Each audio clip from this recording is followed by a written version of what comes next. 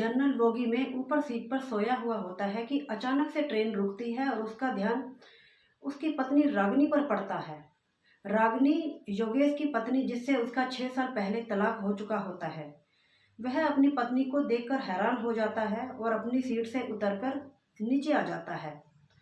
और उसकी पत्नी के पास एक व्यक्ति बैठा हुआ होता है। वह उस व्यक्ति को ऊपर वाली सीट पर जाने के लिए बोलता है और वह व्यक्ति मान जाता है और वह अपनी पत्नी के पास बैठ जाता है और बातें करने लगता है।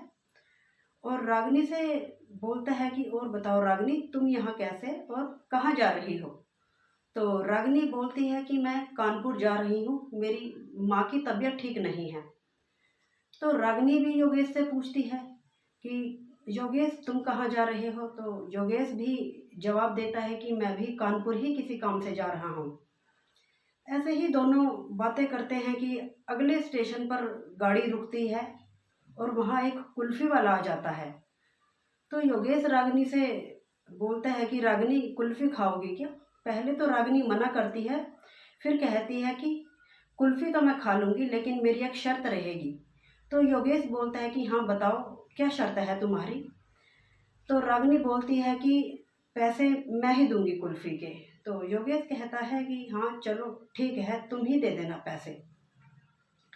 ऐसे ही दोनों बहुत सी बातें करते हैं और एक दूसरे को देखकर हैरान भी रहते हैं, क्योंकि इतने दिनों बाद मिलते हैं वो। तो ऐसे ही बातों बातों में रागिनी योगेश से बोलती है कि और योगेश, माँ कैसी है। तो योगेश बोलता है कि माँ का तो अंतकाल हो गया है, अब वो इस दुनिया में नहीं रही।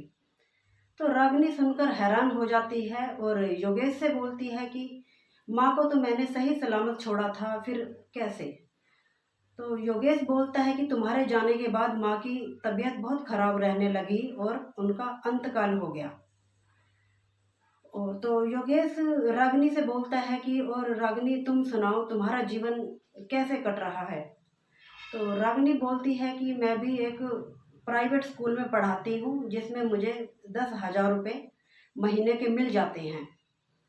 तो योगेश बोलता है कि तुम्हें तो तलाक के दौरान कलेक्टर साहब 30 लाख रुपए दिलवा रहे थे, तो तुमने मना क्यों कर दिया। तो रागिनी बोलती है कि अगर मैं उस समय तुमसे 30 लाख रुपए ले लेती तो दुनिया यही कहती कि मैं तुम्हारे ही पैसों पे जी रही हूँ। तो योगेश कहता है कि चलो ठीक है।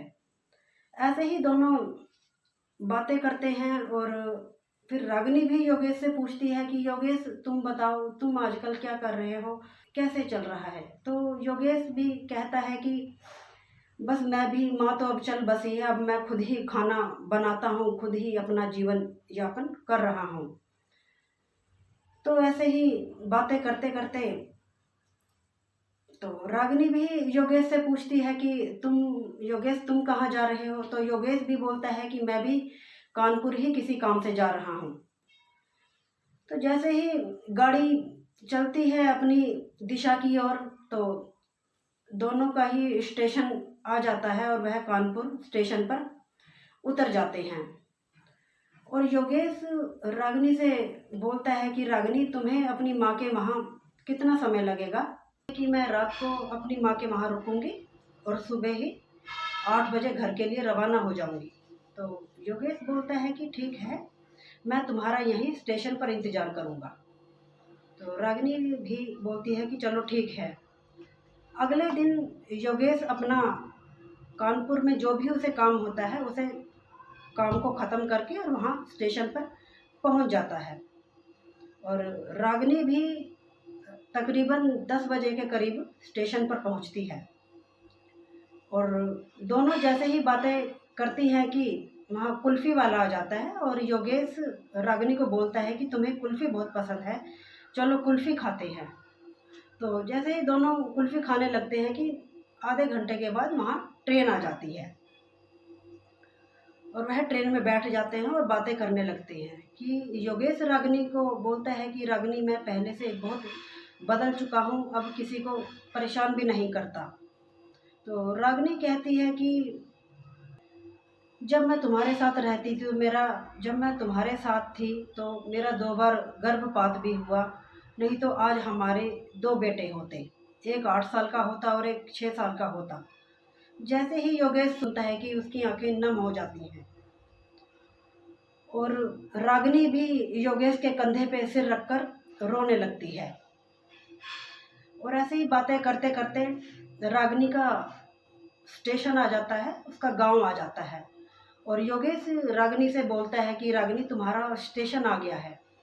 तो रागिनी बोलती है कि मेरा स्टेशन अब ये नहीं है, मुझे अपने ससुराल जाना है और अपना जीवन फिर से शुरू करना है। तो ऐसे ही दोनों प्यार से बातें करते करते उनका समय कट जाता है और योगेश का स्टेशन आ जाता है, उसका गांव आ जाता है और दोनों ही प्यार से अपना जीवन बिताने लगते हैं।